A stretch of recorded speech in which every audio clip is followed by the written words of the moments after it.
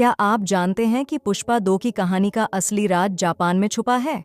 अगर आपको लगता है कि पुष्पा पैसों के लिए जापान गया है, तो आपको यह वीडियो देखना होगा। लेकिन एक स्पॉइलर वार्निंग, यहाँ हम पुष्पा 2 और 3 की बड़ी थ्योरी पर चर्चा करने वाले हैं। चलिए शुरुआत करते हैं। जापान की एंट्री। पार्ट 1 में केशव ने कहा था, ये कहानी का क्लाइमैक्स है, असली शुरुआत नहीं।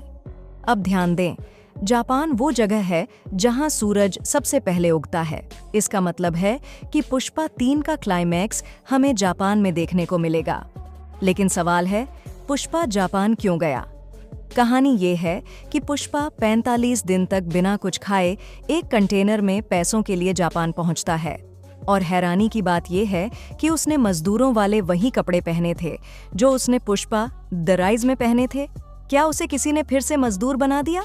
अब सवाल ये है, किसने किया ये सब? पुष्पा ने सिर्फ सीनू और पुलिस को नहीं, बल्कि और भी खतरनाक दुश्मनों को बनाया है। इनमें सबसे बड़ा नाम है प्राइम मिनिस्टर। प्राइम मिनिस्टर, जो देश की सबसे बड़ी पावर है, उसने पुष्पा को इतना घायल कर दिया कि उसके चेहरे पर एक गहरा निशान है। यही निशान उसकी खतरनाक लड़ाई का सबूत है। क्या पुष्पा जापान भागने पर मजबूर हुआ, या फिर वो वहां किसी बड़ी प्लानिंग के लिए गया है? जापान में क्या छुपा है? पुष्पा के जापान जाने की एक और थ्योरी है। याद करें, ट्रेलर में ऐसे कई सीन्स थे जो फिल्म में नहीं दिखे। क्या वो पुष्पा 3 के लिए शूट किए गए थे, या फिर जापान में उसके दुश्मन उसे पकड़ने की कोशिश कर रहे हैं?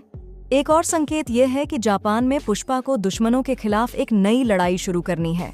क्या यह लड़ाई चंदन स्मगलिंग से इंटरनेशनल लेवल की स्मगलिंग तक पहुंच गई है? तो पुष्पा 2 का जापान कनेक्शन कहानी को एक नए स्तर पर ले जाता है। पुष्पा क्यों जापान गया और वहां से उसका प्लान क्या है, ये सब जानने के लिए हमें पार्ट 2 और 3 का इंतजार करना होगा। अगर आपको ये वीडियो पसंद आया हो तो लाइक करें और अपनी थ्योरी कमेंट में शेयर करें। और हाँ, चैनल सब्सक्राइब करना मत भूलिए, क्योंकि पुष्पा की हर अपडेट सबसे पहले यहीं मिलेगी। मिलते हैं अगले वीडियो में।